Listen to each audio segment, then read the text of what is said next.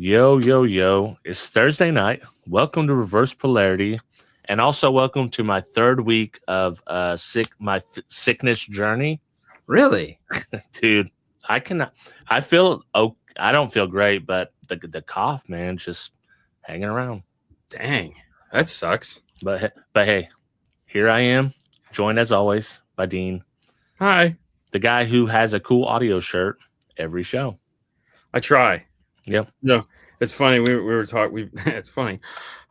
We were talking about this because I was like, I got totes filled with shirts that I've never even looked at, and Paul has been getting all kinds of shirts in, because the manufacturer's always in shirts, and I'll go over there and I'll look at them and I'll be like, take whatever you want. I'm like, yeah, I'm good.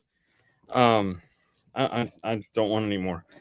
And as like you go through your closet and you're like, I never wear this, I never wear this, I never wear this, and I always keep the stereo shirts for some reason, but I never wear them. I do the same thing. Yeah, so I told Fernando, I said, you know what? That's it. Like, I don't like black ones, like the black shirts, but Right. with the exception of Kicker, because I have the Warhorse shirt and it's a really nice shirt. The one that has the Bronco on the back. Yeah. It's a really nice shirt, so I'm gonna wear that. But I was like, I'm gonna start wearing these freaking car stereo shirts. Gotta do it, man. I gotta get through this crap. Like at this rate, it's like they're gonna bury me in car stereo shirts. I had to dig through the closet. The boy Will Snotty Labs. I was like, yeah, I gotta match Dean's energy tonight. Yeah, I got one of those. I could change real quick. There you go. Yeah, I need to get me a new 5-star. That's what I'm doing. We get on to order a new 5-star. Don't order a new 5-star. Just wait. Because I have the hoodie, which I do wear a lot during winter, but not in here because it's hot. Yeah, So no, it's funny because tonight I went to Hobby Lobby because I was like, I need to make some more. Because when we travel, we always wear 5-star shirts, obviously, and I always make them over. Like I'll put a big thing on the front. It's like I just want like a simple. Yeah. And so I was like, we went there tonight because a couple of Fernando's shirts are garbage, and I was like, yeah, just pick some shirts and we'll put new logos on them and whatnot. So, yeah, that's the plan was this year is we were supposed to start making T-shirts in the store for people to buy, but then I also didn't think about 3D printers taking up as much time as they have. So it was like, okay, well, having to buy new lasers and yeah. I love. I have no clue. I don't either. Yeah, I have no clue, useless. Man. Yeah, we are useless in that category. Yeah.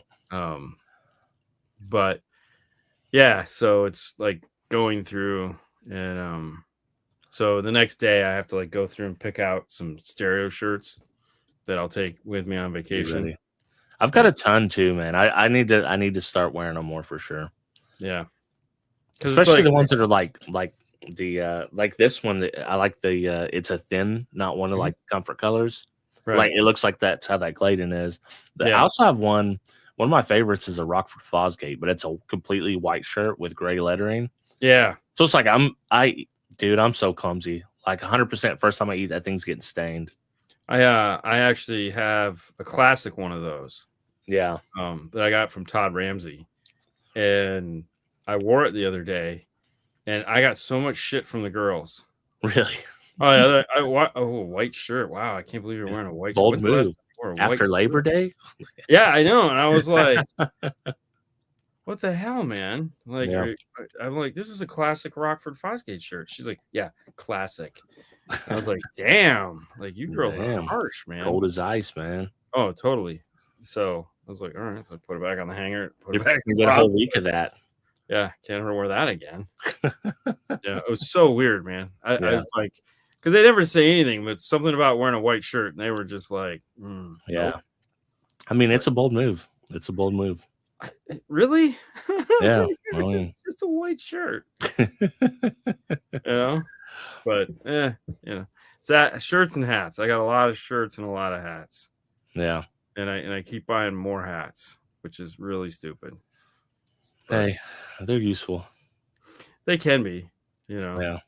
I have a few cardio shirts. I usually wear JL one or Bassaholic one. Yeah, there you go. There you go. Yeah, I think I have one JL Audio shirt, and it was like I got it. Damn, we all know who it is. I got it from. He's Mr. Max Tune. I cannot believe his name. Oh, Jeffrey. No. He works at JL. He's got the beard. Why can't I think of his name right now? Because I can't remember names. Anyways, we were at Master Tech, and I said, "Hey, man, let me get one of those shirts." He goes, "Did you sit through my training?" I said, "No, no, I just want a JL shirt." He's like, "Well, I mean, you didn't sit through the training, so you don't get a shirt." Yeah. I go, "Seriously? Like, you don't want me to have a JL shirt?" 100%. I bet you can get a Garmin Audio shirt right now if you want. I would take a Garmin Audio shirt in a heartbeat. Manville? It was free. No, it wasn't Manville. It wasn't Manville. No, it was the younger guy with the black beard that is like does all the. Oh, no, Matt. Matt. Yeah, I know who you're talking about. Like, dude, we're two old guys trying to remember a name. Yeah. So, anyways, so finally he gives me the shirt. Like, finally the head of marketing comes over and goes, "Give Dean a shirt." And I was like, "Yeah, give Dean a shirt." Jesus Christ. Exactly. Like, yeah. Like, while you're at it, give me one for Fernando. Yes, Matt. Thank you, Justin. It's like the people at trying to get extra packets of sauce from people at Burger King. Yeah. Like, is this coming out of your paycheck? I just want you to know I did guess his name was Matt. So there you go. You were on it. I knew I was close. So don't feel bad, Matt. Matt won't. Speaking of the shirt, like 5-star shirt, like clearly Nando's the face of 5-star car stereo. Oh, of course. We know this in person. Yes, I've seen it. I thought you were exaggerating, but you were 100% or not. No. And yeah, it's like, hey. Now, to be fair, like if I'm walking through the room and Justin is there, Justin will be like, "Hey, Dean, what's up?" Yeah. But the guy standing next to him will be staring at Fernando. Right. Where's Nando? Yeah, but where's Dean? Yeah. Yeah, and Justin will be like looking at him, going, I'm talking to him. And he'll be like, "Oh, I thought it was just a random white guy with glasses." Yeah. It's like, a lot of people will go, "I didn't know who you were until you started talking." And then I recognized your voice immediately. And I was like, yeah. Okay. You know who else's voice is really recognizable? Brian. Yeah. Mitchell. Like you can hear his voice now, especially since the podcast is out. Yes. And it's very recognizable. Oh, for sure. And I love, he has some mannerisms when he talks. Yeah. That are hilarious in my head. Like for me. And because admittedly we're both a little autistic, it seems like, because we're easily like, Yeah. And so he gets excited, and it's even better when he's in person, because he'll just all of a sudden light up and be like, "Oh," but he does it in a way that is like, I cannot mimic it, but he just gets, and it's like whatever it was we were talking about, everything just occurred to him at that moment, and he can't get out what he has to say next fast enough. Yeah. But his brain won't let him, so he'll be like, "Oh, yeah." And I'll be like, "Hit them all, man. Hit them all." Yep. And I'll be like, "Okay, slow down. Take a breath." Yeah. Now tell me what it is. 100% how Cassie's brain works. Her brain is 10 times what her mouth can repeat. It's like, well, the other thing too is like when him and I are carrying on a conversation. Yes, let it go. You're right, 100%. Yeah, it took me a minute. See, Matt is good enough. We don't need to know Mergenthal, because, or whatever, however he pronounces it, because it's just Matt. Luckily, there's not too many Matts in our industry. There's Palumbo, who goes by Matthew, and there's Matt, and there's Maddie. So, but everyone has their own version of Matt. So I think those are the only three that I can know. Sorry if anybody else is named Matt. you're going to have to be the last name. Even Palumbo is a tough one because, like, I've always called him Matthew, but even now, a lot of people are just referring to him as Palumbo, and I'm like, why are you guys doing that? He can keep his first name. Yeah. It's dude. At one point at our work in one department, there was 5 Roberts, so we all had our own nicknames. All right. Half the stuff in my truck is jail. I'm pretty impressed with the new Sundown SA speakers they have. Nice clean surround with good output. Yeah. So, it's funny. I took Alpine Art tweeters out because they were too harsh.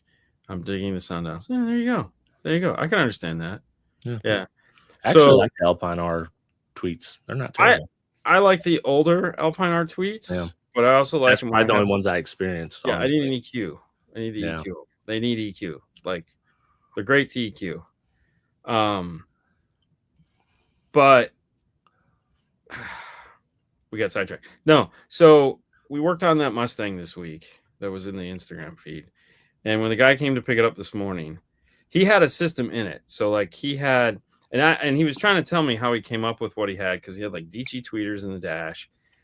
He had K2 mids up 3.5s up where the mids go. And then he had Cento mid bass, and then he had KS coaxials in the rear. He had a JBL DSP amplifier, and he had integration done with the DSR1. I think at one point we had tuned it. And then he had a audio control 1300 and an audio control subwoofer in the back corner. And, as soon as I turned it on, so we took all that out and we went Blackbird with K2. And as soon as he turns it on, he listens to it, he's like, oh my God, like, this is insane. Now, he had a DSP and we had tuned it the best we could. Right. So he knew what DSP could do. Right. And it was. So did he go to a 2-way then? The K2 2-way or 3-way? No, we went 3-way. So we bought a set of 2-way components and finished the 3-way set because we were going all active. So we just needed the tweeter and the 6.5. So we finished all that up and left the Kenwoods in the rear because who cares? Right. Needed a lot of EQ to get them to play with the Focals. Because they were wild. But it was one of those moments where he's listening to it and he's like, wow, man, this is I've never heard music sound like this. And I turned the volume down and I said, okay, well, so you've just answered the question that everyone always asks. Is there a big difference between a $500 set of speakers and a $2,500 set of speakers? And what's the difference between a good DSP amp and a great DSP amp? I mean, because at the end of the day, we took out an 8-channel DSP amp and we put in a better 8-channel DSP amp. So it wasn't like he didn't have DSP. He had 2 DSPs, and neither one of them could hold a candle to what we put in there. And then he had good speakers, but these were great speakers. Yeah. And he's just like, this is insane. He goes, I can't believe he's just like, I can't believe it. Like, and I go, okay, well, see, now you've lived the question that we get asked all the time. Yeah. It's like, yeah. Yeah. I mean, not everyone can get K2s. I totally understand that. But they're when you get up to that level, that is a level of playing that of whatever brand. I'm not just saying Focal. I mean, just a high end. Morel makes a set. Audison has the Voce. And Helix Hertz has the Millie Legends. Mm-hmm. Hertz has their systems i7s or whatever they are. JL has C7s. Mm-hmm. So everyone has that layer of the ceiling, and it's like getting to that point. It's almost surreal, right? It's like, oh, I've done all of this for nothing. I've begged, borrowed, and stealed. I've settled. I've tried and it's like none of it compares to just doing a really high-end system with really amazing equipment, and just like pulling out this. I'm not going to settle. I don't want to settle. Mm-hmm. I just want all good shit. And I looked at him and I said, keep in mind, like this is this is good. This is really, really good. I said, there's levels above this. He's like, I can't see that. Yeah. It's like, I know, but there is. He's like, no, I'm good. Well, it's like the difference in Moscone Pro 830 is going to cost you like $4,500. Yes. You can get a Pico for $1,500. Say, I think that's around about what it is, and there's going to be a pretty sizable difference, not only in size but power output, and I assume the DSPs are capable of the same, though I don't know because I've never messed with any of the higher end, the 830s. So, well, the DSP and all the Moscone is the same. Should be the same, it's right? exactly the Yeah, I same. figured, So whether yeah. you're buying a Pico, a Pro, a One, it's all the same DSP. Just like and luckily, the high-end manufacturers have gotten that way. The only one that isn't totally that way yet is Audison, because Forza is the new platform, and they're not going back to improve the Virtuoso, right, as of any time in the near future. So that were like, last time I talked to Ken, he was like, yeah, we have no plans to go back and deal with Virtuoso at this point. That's not to say we won't, but it's not the trajectory of the company. Is the DSP in the Pico the same as the Pro? Yeah, exact same DSP. All the DSP software is the same across the board. Yeah. So, I can't believe I've never ran Front Stage Active until the current DSP amp that I installed. I've never used the passive. I'll never use passive crossovers again. Yeah, I mean, yeah. The control. The control is nice because in a passive, whatever power you put to the mid is going to be filtered out, but still going to the tweet. So it's nice to have control separately of your tweeter power, which you can have very low, and you can maybe, if you want to crank on the mids a little bit, you can go a little more. Well, level control to me is the number one thing that, like, when I tune a car, I have Dean's curve. Yeah. Call it what it is. And I'll set it up, and I'll preset the levels as, I'll adjust levels as I'm adjusting it to try to get to Dean's curve. And then once I get into the car and get it centered, because it's one time it was really close, and I was like, oh damn, and then I was like, no, it's like tweeter was right, mid bass right, mid range was off, and I was like, but it was enough to where I was like, oh yeah, it's just because the tweeter's louder than the mid range. Oh damn, all right, well, so we have to screw with it a little bit. Once you get that all centered up and everything playing where I want it, then I'll go back and start adjusting the levels, and playing with the mix between tweeter, mid range, mid bass.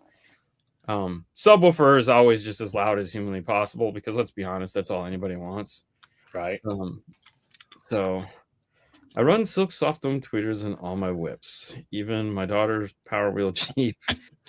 Yeah, no, listen, there again, big fan of Silk Soft Domes. I mean, that's why I talk about Morel all the time. Mm-hmm.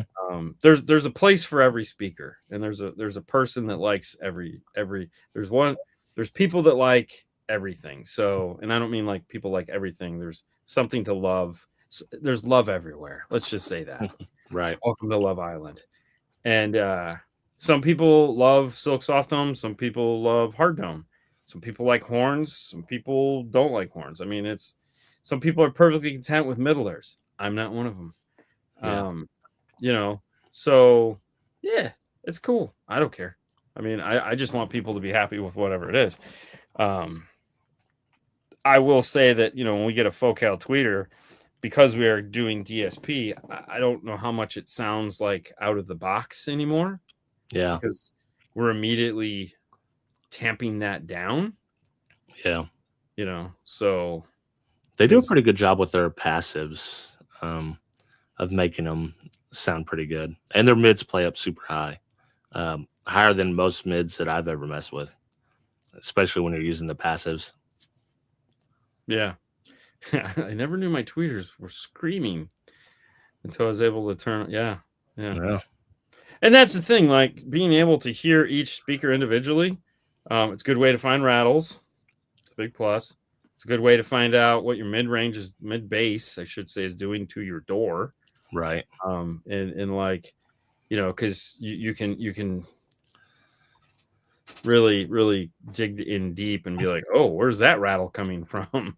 Ooh, can I get rid of that just by EQ, possibly changing the crossover a little bit of level here or there? And there's been times like in the Hyundai, literally the doors were bulletproof. Then it started rattling. The damn door handle, and the lock and unlock button started rattling. Mm-hmm. It's like, dude, so what do we do? We got to do it's EQ at that point. There's nothing to deaden. Yeah, I mean it's just it's like yeah, or foam the shit out of it. I mean, like a full Cali crossover at 5,000. Mm-hmm. Brian likes to cross over the RS tweeter, which is not a hard dome, it's a soft dome. He crosses those over at 4,000. On the frac tweeter, it will play down a lot lower, but 5,000 was too high. 4,000 was perfect. Yeah, like it brought in a ton of detail, and I was like, wow, that really opened that tweeter up, made it sound really nice. So yeah. I like running 3-way sets so I can put my tweeter a little higher, but if you're in a 2-way set, it's nice to have a tweeter that'll play low. I mean, or mid-range and play high. Yeah, right. Somewhere in that mix is a speaker company that makes something for you. Oh yeah, there's always something. Yeah, because like Morel, they're going to put like a 5-inch voice coil on a 5-inch driver because they're Morel and they're that's what they do. Yeah, so it's going to be, you're probably not playing up as high, but you don't need to because them things they beat. The tweeter will play down like a mid-range and you do have to be careful with that, but yeah, it is a little little fun. So I had a loose built topic, and it's just going off what we were talking about last week is car audio becoming even more niche than what it did when it was, say, 2020. Okay. From that point. And to me, from an enthusiast perspective, I don't know. I feel like we're kind of stable.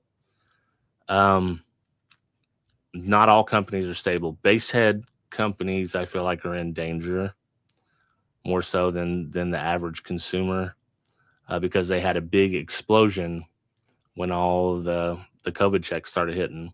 And a lot of companies just absolutely blew up during that time. So that part of it, I think, is on the decline. Regular, I don't know. And here's what I was researching for a video I'm thinking about doing. And it was just like, what is every DSP amp you can buy right now? And my God, I did not expect. I knew the main hitters, and Moscone has so many. Moscone has the most DSP amps out of everyone that I've seen so far. Really? I figured it'd be all right, give me 1 minute. I'll be right back. I got to go do something real quick. Yeah. All right. I'll vamp. Okay. So Helix does have a lot because if you include their match series, they have a bunch of DSP amps. But then there's a bunch of small, like Zapco actually has quite a few. They even have a cheaper line that I've seen that's stupid cheap. I don't even know who makes them for them. They were like the Lewis amp or something.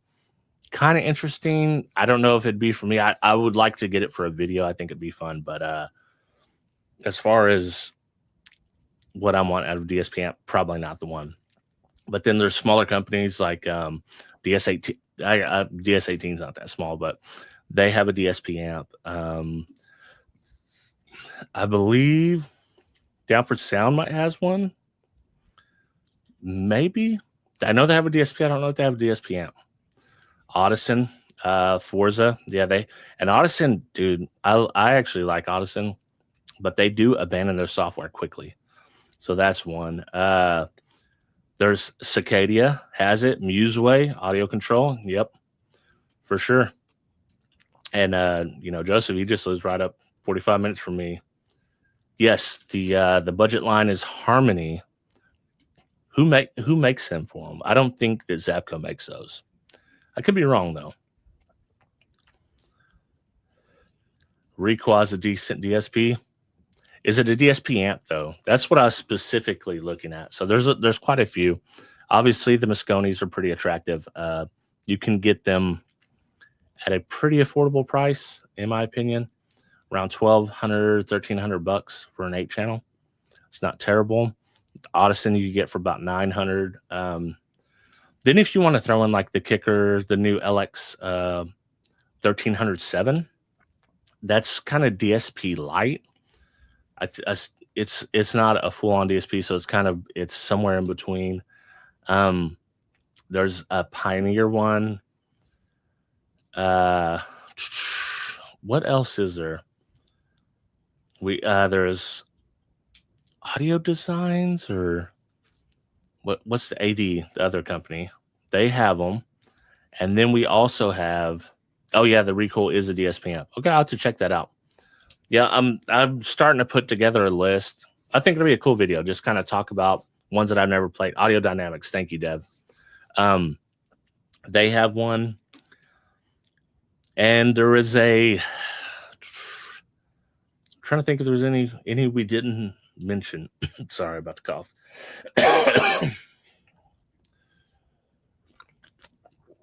But there's got to be another one. I don't even think I wrote them down today, but I was just doing a little bit of research on them. Kind of as I was looking for something, I want to do something different in the Trooper. I don't know which way I want to go. Oh, the Kicker Key. That's one. That's a DSP amp that tunes itself, the Alpine Optimate. They also have the Alpine Status, which is a 12-channel DSP, which is pretty awesome. JL Audio, the VXI, didn't mention those. There was a few more. I know there's a few more that I'm missing. Rockford Fosgate doesn't have any, right? Rockford Fosgate doesn't make any DSP amps that I know of. Could be wrong on that though. But as far as the big ones, I think we have them covered. Mosconi, Gladen does not. I think all they have is the straight power amps. Is it secondary, Dean? Yep.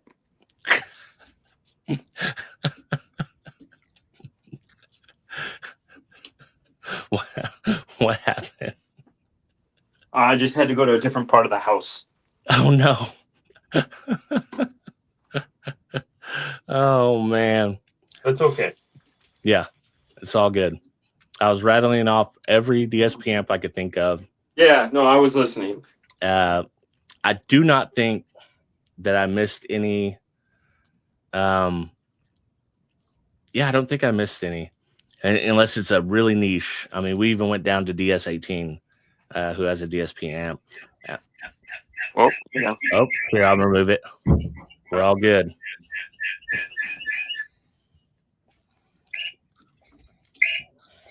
So I did, as I was stumbling across, I ran across a Zapco Harmony. Oh, Arc Audio. I'm an idiot. I didn't say Arc Audio, of course. What is it? I come out with it right here. Zapco Harmony DSP amps. Yeah, those are the ones that Bennett was talking about when he came on the show. Oh, was it? Okay. Yeah. So they have little tiny AB class amplifiers inside of them. Yeah. It's like 20 watts by whatever. Yeah. It uses the same DSP that it uses the Chinese DSP. Right. Museway is another one. Yep. We covered that one. So I downloaded this software for that Harmony because I seen it and I was like, this might be a cool video because it's so cheap. And I was like, I don't know. You could probably reach out to Bennett and have him send them to you. Yeah. So, I mean, Rockford doesn't have any right now. You asked that. They don't have any DSP amplifiers. That's coming out at the end of the year. Kicker only has Key. JL has So JL has VXI. MTX doesn't have anything. Electromedia has all the Forza amplifiers. Okay, yeah. So there's quite a few there. Hertz does not make amplifiers with DSP built into them. They just sell a separate DSP. Standalone. Right. Obviously Audio Tech Fisher, which is all the match amps, then say half of the Helix amps. Yeah. None of the Brax amps have internal DSP. That's just Helix. Arc Audio has the Blackbird. Right. And then they have the Arc series amplifiers that have the DSP. Oh, okay. I didn't even know about those. Yeah. So Drew, those are the amps that you can get with DSP or without DSP. So you can order them either way. And then there's obviously JBL makes those little silly things. Oh yeah, I forgot about that. And Infinity. They do the 4-channel version. Makes their little guys. Yeah. Alpine, like you said, makes a couple. Kenwood has none. Pioneer has none. Sony has this one little thing that has the radio DSP built into it. So yeah, 6-channel or 5-channel, something like that. Yeah, thing there.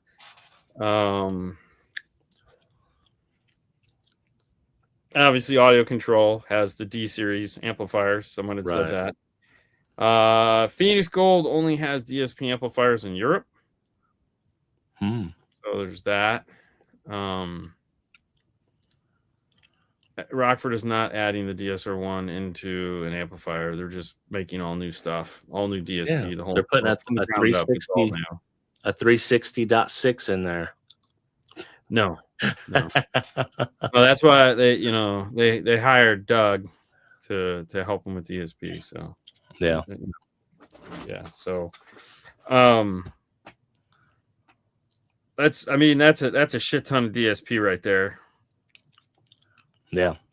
And then there's like the ones like DS18. There's do they have amps with DSPs though, or are they just standalone DSPs? They do. They do. I seen one today when I was searching. I was kind of trolling the Basshead sites to see what was out there. I assumed there was some. Cassie's funny. Oh yeah, I mean it is. Hey. Yeah. No, you're right. Our shrimp, man. Yeah. No. I was thinking. Yeah, I was like, what does this sound like? Years ago we had thought about like making, and we're not going to. We thought about like what makes this DSP different. What is the standalone feature in a DSP, and making like a huge flow chart. Yeah. And then we realized the scope of it, and we're like, there's no way we could possibly do this, because it's like, where do you begin? Where do you end? What is a feature? What isn't a feature? Then you go, okay, out of all those, how many of them have auto setups? And how many of the auto setups actually work? Or how many of those have auto setups where you have to have, is you just simply plug in a mic, or do you need a card, or do you need a big ass tool, or will plug into this or plug into that? And it's like, or do you just need to figure out how to tune it? And it's like, oh my God. That's why we settled on, all right, screw all that. We'll just tell people, download everyone's software that you feel you want and see which one makes the most sense to you. Well, I've got two DSPs here that I already have the software loaded on my laptop, so it's okay, they'll work. But if you try to download it today, you're cooked. Like, there are no download support. There's no links on the website. One of them is an Audison, and one of them is a Diamond Audio. So, Kenwood did push an update for the Bluetooth app, so that like it would, whatever the current Bluetooth chip was that wasn't communicating with the amp. Supposedly, I have not tested it, but supposedly the app will connect to the amplifier again. That was it. That was all they were doing. They're not doing anything else. It was just a matter of tweaking a Bluetooth setting. That's one that was the pack compatible one or something, or iData compatible or this something? was the iData compatible amplifier. Yeah. Okay. It was a standalone 6-channel, 6 to 10, and it was iData compatible, so it was only really meant for iData. So it only has 2 channels of input because everything was going to be done digitally. So like it has fader and all that, but only when you're doing iDigital or iData. Right. Yeah. It was a great idea. It was a great idea. And it worked like a champ. The DSP sucked. There again, it came out at a time where, using your phone as the controller was going to be the best thing in the world. And guess what? It's not. It never is. It wasn't. Yeah. I mean, Rockford still to this day still has the best software for a phone. Yeah. But even still using that now, it's like, oh God, really? We got to do one of these? Yeah, I don't think I've ever used that. I did like the Kicker Q class okay on the tablet, but it was still better if you plugged it in. Yeah, and it's fine if there's an option. Yeah. And of course you can do the audio control through the radio, which I get. Like I could see that. Like once you've tuned the car to have control on the radio to do things is a solid idea. But yeah, we'll see.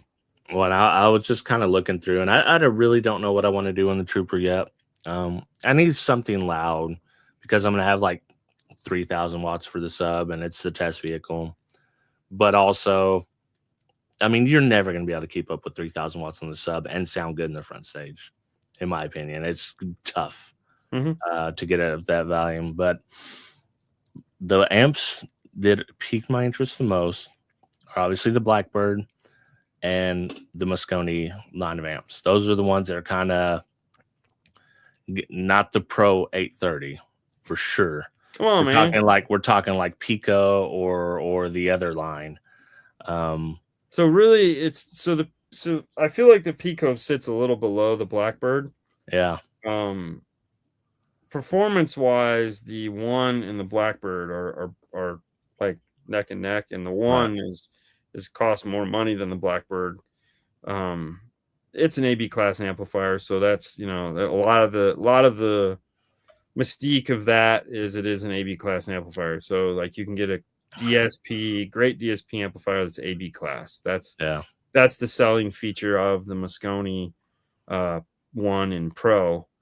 The Pico is just size, like the smallest. It's so small. It's the smallest little DSP badass little amplifier.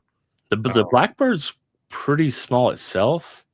The Pico is still about half the size. Yeah, it's like palmable. The Pico's like a palm size. Yeah. The only beef I have with the Blackbird is just the aesthetics of it. It's very Spartan, which typically that's kind of what I'm into. But for whatever reason, I don't know. Like when you see the Moscone, you're like, I like the way this looks. Yeah, it's a nice look. Yeah. It's a nice amp. Yeah. I like the Pro. I think the Pro is it's an elegant looking amplifier. The Pro is in a class of its own. Yeah. It's a really, really nice amplifier, and you see them everywhere at finals. So yeah. I think this year you might see a lot of the coppers.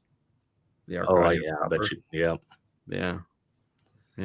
Because there again, the color scheme is cool. I dig it, and I really like what they've done with the amplifier because it's a typical ARC thing.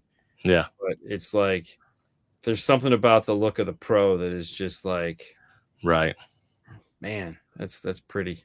Which it's like a Ferrari, It's like the Blackbirds is a Corvette, versus a Ferrari. Like it's gonna probably beat it in a lot of ways, especially the new one. But maybe it doesn't have that panache. But I will say, like all the ARC Special Edition, like the SE amps, those are killer looking in my opinion.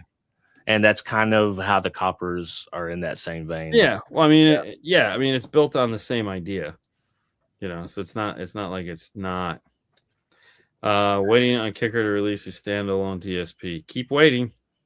Yeah. Keep waiting. Listen, we all know it's in the roadmap. It's a really interesting roadmap. I will say that. You will get one for sure. I don't know if it'll be what you want, but some of the stuff that they've talked about, you kind of scratch your head a little bit too and go, that doesn't make sense. But I also understand the logic behind it. Yeah. Because they're very much a once bitten, twice shy company. So they had DSP amps like way early, and that's why that was the thing. I mean, if they're again like the KW 606 Kenwood, it was way too early, right? And Japanese companies that come out with shit early, it's like even if it was the right thing at the right time, but the wrong time, it's gone and they never go back to it. I mean, Alpine has done that time and time and time again, where they'll come out with something that was amazing. It's just the wrong time. And it's like, hey, could you guys know? Yeah, we're done. And with you're that. like, come on, man. And like, nope. It's like, it was a failure. You guys were too early. You can't tell us that. You guys didn't support it. We're not coming out with it again. It's like, well, we didn't understand it back then. Yeah. Don't care. And if you turn it around and go, listen, that wasn't the product you were supposed to make anyways, because I know what you were supposed to make and you didn't make it because you guys cheaped out. Maybe if you'd have made what we asked, or make what we asked for the first time, what you were told to make, it would do better. Whoa, then they just get all pissy, Yeah. Kicker had an interesting product and it just didn't pan out. I know it's hard to believe that Optima 8 at Alpine System won first place amateur-esque. No, it's not. It's not hard to believe. I mean, a DSP is a DSP. It's a tool, man. And at the end of the day, if the guy using it knows what he's doing, it's going to be fantastic. I mean, Alpine makes some pretty nice stuff. I mean, you're not talking always Moscone level, but they got status now, which is not nothing. Oh, for sure. Sure. I mean, listen, everyone has an opportunity to shine. Yeah. Okay. Everyone gets their day in the sun. You either work on the tan while you're doing it, or you waste your time. There's good and bad in every product line, and you work with it. You don't. It's. The problem, like with anything else, is we believe what we want to believe. We're not willing to we're not willing to believe something else, because like if you're not on my team, you suck. So no matter what somebody says, good, bad, and different, whether they're left or right, up or down, it's like they're wrong, because they're not coming from the same place you are. And in my mind, that's the guy I want to talk to, because he's not coming from where I'm coming from, and he's going to know things that I don't know, or he's going to tell me his perspective, which is not my perspective. And so I at least listen to him and then go, yeah, it's not for me, but also be like, that's a pretty good idea. I'd never thought of it like that. That could be fun, but anytime there's money involved, then we get real funny about it, instead of just like, or we do a ton of research. I had a kid come in this week that just was like, he's just late night buying shit. And I'm like, dude, like, what are you doing? Like, what? If this is wrong, I'll get some. Well, it's all wrong. You got got all this shit. We can use this one thing. That's it. The rest of this stuff is not right for any of this. And it's like, I got all these amps and I got this integrated DSP, and I'm like, okay, like for the amount of money it's going to cost you to put this in, we could just sell you the right stuff. Yeah. He's like, oh. I was like, yeah. I have a similar problem as someone that, like, I'm drawn away from, like, everyone says, oh, the Moscone's the best, the Helix is the best, whatever it is. But as someone that's a content creator at part-time, I always think like, all right, well, I want to know about this, but no one's talked about this yet. So a lot of times I'm going to order that. I'm going to play with this. because no one's talked about it. And correct. And it's like, it doesn't matter because it's kind of wash when I make a video of it. Usually the money will cover the whatever I spend on it. So yeah, but then that affects my happiness because, like you said, I didn't get what I wanted, right? What I really would have been happy with in this setup. But that's why I have a separate vehicle just for that now. So right, and it's not my everyday driver anymore. Huh. So he said, so if a standalone, if I want a standalone DSP and don't want to lay down the kicker, which one should you get? So depending on how many channels you need, Arc Audio just released, and honestly, right now, Arc Audio has the most up-to-date standalone DSPs because they just released them in the last 3 months. So they all have DNA software. The most recent one is the PS 6 to 8. So it's a 6 in, 8 out, and it's a cost piece, meaning it comes in. They pulled out all the nonsense, and just made a 6 to 8 DSP. It's got Toslink, it's got digital, it has the ability to, you can add a bass knob there, or what, LR1 or LRC1, right? Low, yeah, whatever. But it's a nice case, though. It's a very nice case. We just did a review unboxing of it, so you can go check out the unboxing video of it. Because they have the Pro 6 to 8, which is the small little hideaway one. No, that's the PSM Pro 6 to 8. The PSM Pro, okay. So the PSM Pro is also the new PS 6 to 8, because they made the PSM Pro. And they also had the other, they already had that platform built. So even though the DNA software is the same, you still have to make the DSP control all these channels you're adding in. Right. So 6 to 8 was easy because they had 2-3 previous platforms with 6 to 8 on it. So they just needed a box that was more affordable. So the 6 to 8 comes in very, very affordable. It's probably one of the most affordable for the features you're getting. In my opinion. Yeah, there's nothing. You're gonna buy standalone. Yeah, I think it's actually it might be cheaper than the PSM Pro. Yeah, I think it is. It is. It's like $50 cheaper. Yeah, which I actually kind of like the little one because you can hide it anywhere. But yeah, but I mean, if you got the room, just go for the bigger one. I mean, it's it'd be easier to hook everything up. I mean, yeah. So, I would prefer. I mean, don't get me wrong. It's like I would probably want the one with the RCAs just because I know it would look better on a board and be easier. Right. I hate pigtails. Oh my god, I hate pigtails. Yeah. Like I hate pigtails so much, and everything is going to pigtails. And yes, Robert Zeff still works for Arc through his Nikola Industries or whatever the heck it's called. Right. But as far as like standalone DSPs, I think right now they have the strongest offering of standalone DSP. Moscone has the Aerospace 8 to 12. Right. And that's it. They make the one, which in my mind is plenty. Mm-hmm. Audison just has the Virtuoso, which is old as dirt. And like I talked about earlier, they're not going to do anything. JL Audio is all VXI. And the standalone DSPs are old as dirt too. So I mean, they're will be, and Hertz makes one. I've never played with their software though. I don't. Yeah, that's the HE1 or something like that. I have one of those. It's their old. Got one. You need it. Mm-hmm. Yeah. I got a lot of that old DSP crap that I was like, man, do I really want to keep this? Like what? Like. That's one of them I think I'd be fine parting company with. If someone's like, man, I got to have one of those. I'd be like, today's your day. Yeah, I got you. Today is your day. What do you got that you can trade me that's cool? I don't even think I want cash. I just want something cool. Yeah. What do you got that's cool that you can trade me for this? Because money's fine. The money's already gone. So it's going into 2025 Tacoma non-JBL.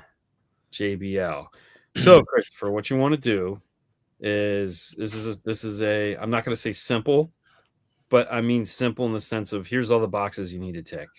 The first thing you want to do is go buy the Pack Audio T harness. It's only going to list up to 2024. It's identical for a 2025. They didn't change shit. You want to buy all of the speaker clips. Metro makes all of the speaker clips that plug in. You want to buy all those. All the wiring in the car is going to be aluminum, so don't plan on cutting shit. The ones in the dash are going to be aluminum. The ones in the door are copper, but you still buy the clips for those. And behind the radio is aluminum, so you want to make sure you get the T-harness. You're going to need load resistors. So you're going to need the green load resistors. No one's going to have that built in. So get the green load resistors. Secondly, buy a kicker key. All right, $129. It'll DEQ. All the high-end DSPs have de-equalization built into it. Fuck all that. Okay, they're great. They'll do it for $129. It'll do it in 15 minutes and do a job that you can't do. Yeah. Okay, and it'll sound fan-fucking-tastic. You'll be like, damn, I'm a boss. Okay, so come out of channel 1 and 2. Make sure, who cares about the rears? Just load resist them down. Just put the load resistors on them, but don't use them for shit because you don't need them. And then go out of the load resistor into the key lock, out of the key lock into whatever DSP you do, and then just tune the shit out of the car, and it'll sound fantastic. We've actually done one already, and all the Toyota 2025s are just rolling in like wildfire. It's like, guys, stop. Yeah, it sounds so bad. But yeah, that's the easy. Any Toyota that you got to keep the radio and it's a 2-channel, like it's a non-JBL. Yeah. First thing you want to do is put a key lock in there. It will save you so much time and energy. You know, it's like I'm buying it's got a DE. I don't even care. Like you could get a Helix that like, well, and even the Audison, they have de-equalization auto settings, but they won't do all pass filters. You still got to figure that shit out. Well, that's the hard part. So a key lock just does that, you know, like it's nothing. It's like, hey, I can handle that. Gotcha. Just stand over there and watch me watch the lights. Watch the lights go. Yep. Yeah. And then that fourth one comes on, and you're like, "Oh, I'm gonna pack a lunch. It's time for a break. I'm gonna go over here." And then it just sits there and goes, "Night Rider, Night Rider, Night Rider, Night Rider." You know, life is. No, he's saying the key lock. That's a line out. Key lock. Yeah, don't get the key. Get the key lock. Right. Anything you do in a Toyota, just get a key lock. Yeah. I mean, honestly, anything that's just 2-channel, like you're going to grab the front 2 channels, put a key lock on it. Yeah. Only if you're going to be DSPing it. If you're not going to be DSPing it, just put load resistors, call it a day. But, it was funny too. So this one kind of, so this is what pisses me off. Like when professionals and hobbyists both don't understand what they're buying. Okay. So if you buy a Moscone or you buy a Helix and you have a Ford that has an SB amplifier in it, okay? So it's a dual stage amplifier. It's fucking annoying. If you read all the forums, it sounds great up until 15 and then it goes to shit. It's because it has an SB amplifier in it. So there's a load resistor bank that both Helix and Moscone use in their amplifiers because they're German. And it's been in Volkswagens for years. So they know all about this shit. And so when you buy one of those 2 brands and you hook it up to one of these amplifiers, or you need to hook it up to something that needs a load, there's a switch or there's a jumper and you move it. Like in the Moscone, it's like you pop the top off a Pico and inside of it, there's a whole bunch of shit. And it'll tell you, do you want to do you have an SB amplifier? Yes. Okay. Put your thingies here. Okay. So there's a load in the amp. It's already there. Like they built it. Like Audio Control puts load resistors into the new LC5i Pro, LC7i Pro, LC1i, LC2i Pro, Epicenter Micro, the new Epicenter Pro. They all have load resistors built into them, just to speed things along. It's fucking awesome. These guys will sit there and go, "Yeah, no load resistors needed," which is an accurate statement, but it's coming from an uneducated place. Like it's like you're telling me I don't need load resistors, which I don't. But you're acting like I don't need load resistors in this car. It's like, no, asshole, they're built into your amplifier. Like you're like, you know, and Audison has SS speaker simulator something, which is there again. It's a load resistor bank, and it's like, okay, cool, it's built in, great. Yeah. But don't tell somebody that's asking a question that, oh, you don't need load resistors, because it's like, yeah, if your amplifier doesn't have them built in, then you fucking need them. Yeah. You know? That sounds about right. Didn't he go to jail? Yeah. Thought he went to jail. Yeah. He might be out now. I think he might be out. Who cares? I don't know. I don't. No, me neither. Marty knows him. Yeah. Marty Dean knows him because he works for Cicada, which is also Recoil, which he's not associated with Recoil in any way. But nobody knew that because he just unloads their trucks. Yeah. Right. You know, for some money or some product or whatever. And makes hate videos about us. Yeah, which is fine. I don't care. Yeah. Who cares? I've never met the guy. You know. Oh.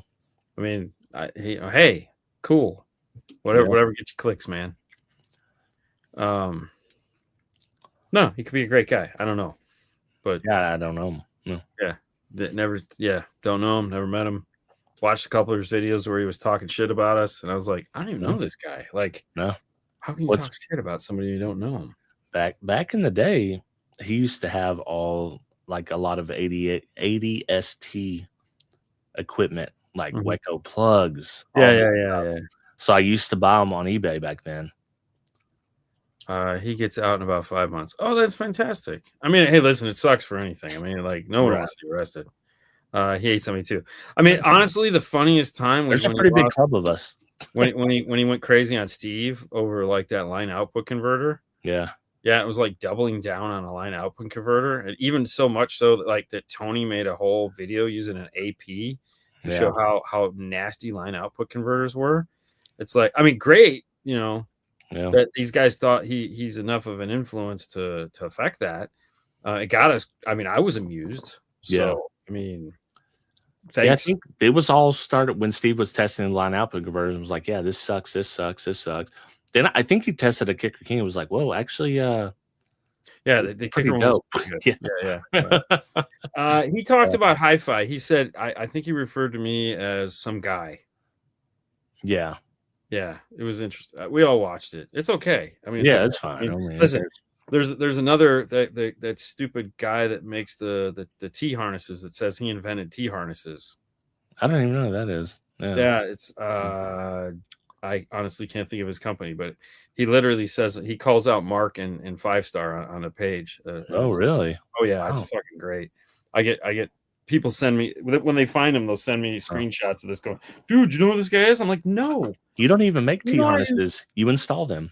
Yeah, I have no idea who this guy is, but he says Mark doesn't make T harnesses either. No, but but both of us have done work for PAC and Metra. Oh, okay. So you know, it's like, these guys, and it's like, dude, I've been using T harnesses since the 90s when I started. I mean, come on, really? Yeah. We used for T harnesses. Here's a funny one. So for T harnesses, we used to use cell phone integration harnesses. So back in the day, you'd put a cell phone. It would be a car kit, right? So you'd have a phone in a bag. And you'd want to put it in your car. So you'd have like a cradle, and like at Magnum PI, Don Johnson style, where you're like phone in the car. That was how that shit worked. So there were these T harnesses that would allow you to do that. And so we would use those to integrate into a car because it's the same fucking thing. Yeah. So, and then when phones went away, most of these manufacturers had piles of T harnesses. Or Metra used to make 70 series harnesses and 71 series harnesses. The 71 was into the factory radio, and the 70 was into the factory radio plug. So you buy a 70 and a 71, and you can make a T harness that way.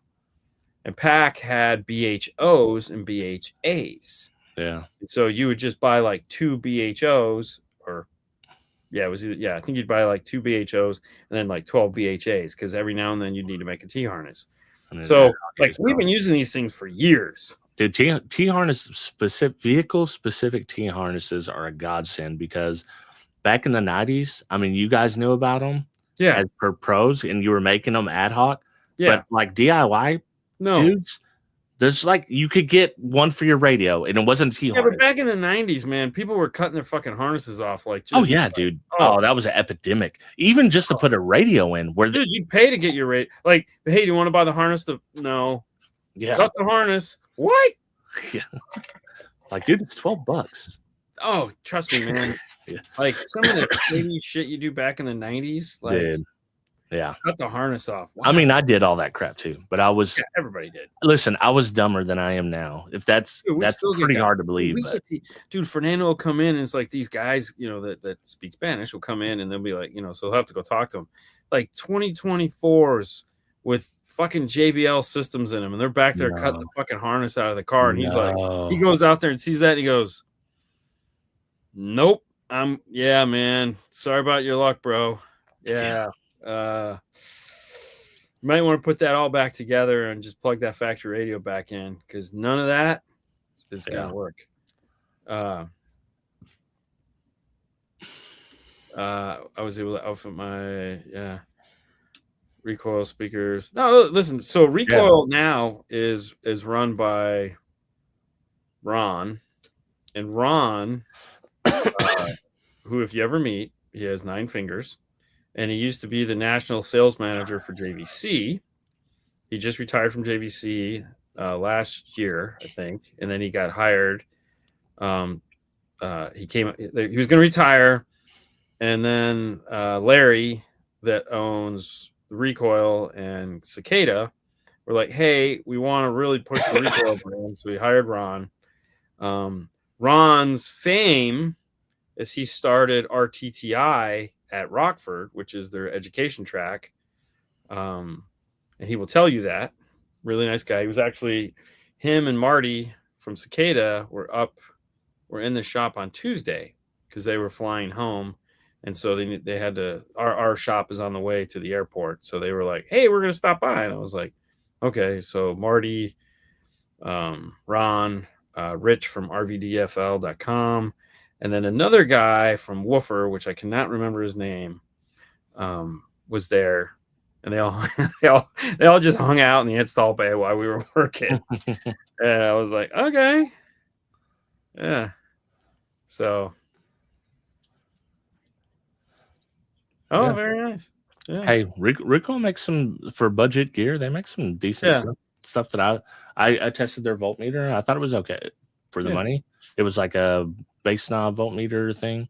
It's not bad. They're all in Arizona, so that's really what it is. They're all in Arizona. Apparently, Larry, the owner, is friends with underground guy. From what I'm told, I've never met any of these people. I'm not saying anything bad about him. He might be the sweetest guy in the world. I don't know. I don't know anything about him. I know it's like I've seen a video. He made me laugh. So I got nothing bad to say about the guy. I don't know him. I don't want him to see this and be like, oh, this guy. No, I'm not that. I'm not saying anything bad about him. I don't know him. Yeah. So so there's 2 Larrys. There was Larry Frederick. Yeah. And then he died. But the guy that owns the company is also named Larry. So there was 2 Larrys. Yeah. So well, anyways, that being said, no show next week. Dean's going to be on the oh my gosh, ENCs.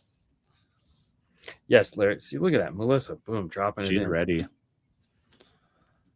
But if you'd like to hear more nonsense, we're gonna. This is where we talk a lot of nonsense here. But the next show, hold on, Melissa, do me a favor, please, for the love of God, send an email to Brad@arcaudio.com and let him know the name of your store, because he keeps asking me. Honestly, I don't know it. He's like, bro, where does she work? I was like, I don't know. So, you know what, Melissa, you should join the show one night. Even if you don't want to show your face, even do it over audio. I mean, that'd be fun. Well, I mean, we can see her face. It's right there. Yeah, we can see her face. So yeah, you should join. You should join sometime. You do it on your phone. Yeah. Okay. Oh, YouTube block. Yes, they do that if you try to put a link. Yeah. Don't put a link. Just but yeah. Melissa does know her shit. But no, after Monday's show, Brad was texting me and goes, where does Melissa work? I go, I don't know. You can. I need to know. Listen, you can swear on the show, Melissa. We're ready for it. Matter of fact, we were born for it. Yeah. I mean, I think I said fuck like 3 times in the last 10 minutes, so we're all good. It's all good. All right, guys. Yeah, no show next week. Sorry. Not sorry. Hey, listen, we'll be back the week after. We will be back. Yeah, everybody have a good 4th of July. 100%. Enjoy don't keep all these. Don't lose any of these. Yeah, I don't have to do any fireworks. I just get to sit there and watch them. I actually hate setting off fireworks, but I like watching them. I don't like setting them off because it's just a lot of work. I kind of do. Yeah. I like blowing shit up, man. Yeah. I mean, that blowing stuff up is cool. Yeah. I think we all have that little thing where it's like, ooh, we got to blow shit up today? Yeah. Just keep all your fingers. They're important. There's a couple cars I'd like to just stick a rag in the gas tank. There you go. All right. Hey, guys. See if it works. Yep. See you guys. See ya.